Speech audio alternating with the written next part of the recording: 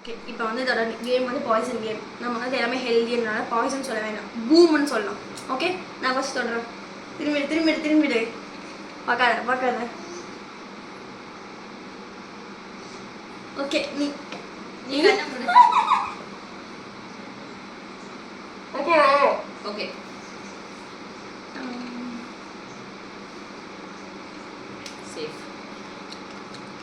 Safe. Boom. என்ன பண்ணோம்? அடுத்து கண்டுபிடிக்கணும். Boom boom boom boom. சரி.